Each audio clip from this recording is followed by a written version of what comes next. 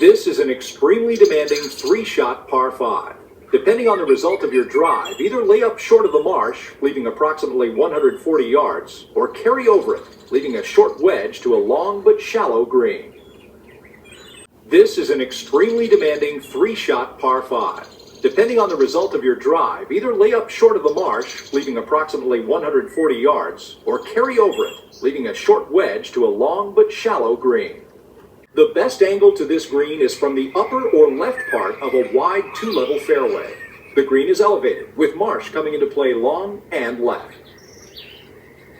The fairway has more room to the right than appears from the tee. A tee shot too far left will run through the fairway into the hazard. The green is guarded by a front right waist area and dunes behind. This par 3 green is divided in half by a huge ridge. If the pin is on the left half of the green, add at least one club. Watch the wind here. Putts from the opposite side of the ridge will be challenging. The approach to this deep green is open in the front, while protected by a waist area to the right and additional bunkers to the left.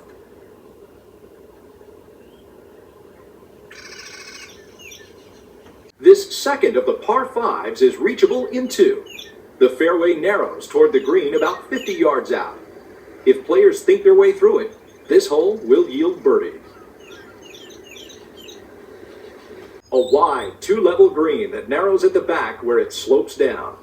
A short to middle iron to the center of the green will always leave you a reasonable 2-putt. This green is guarded by a waist area on the right and behind. This hole is visually intimidating. However, the fairway is quite wide. The green accepts shots more readily than it appears. A right-to-left approach from the right center of the fairway is desired here. Watch for a deep pot bunker behind this green. A difficult tee shot, the fairway widens up to the right over the hill, but beware of the huge waist area on the right.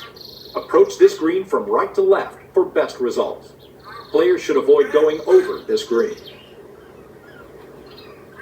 Another three-shot par 5. Avoid the waist area to the right on the tee shot as it is very deep.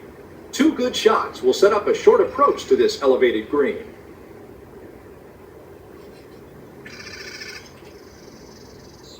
A wide fairway drops downhill and to the left to a big undulating green flanked by water on the right.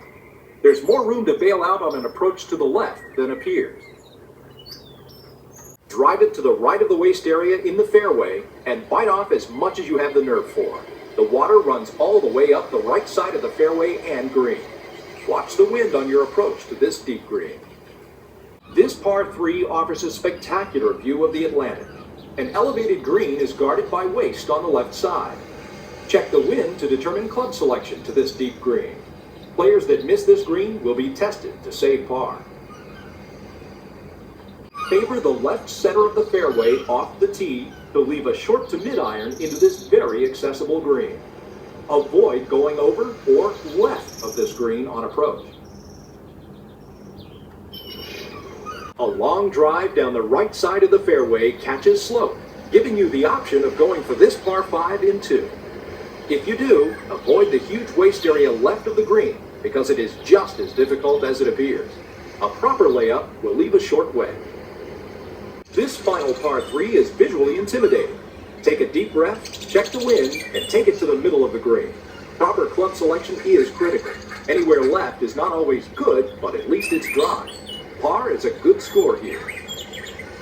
The best tee shot here will favor the right center of the fairway. Players that end up on the left side are forced to contend with an approach over natural dunes that cut in front of this very deep and well-guarded green.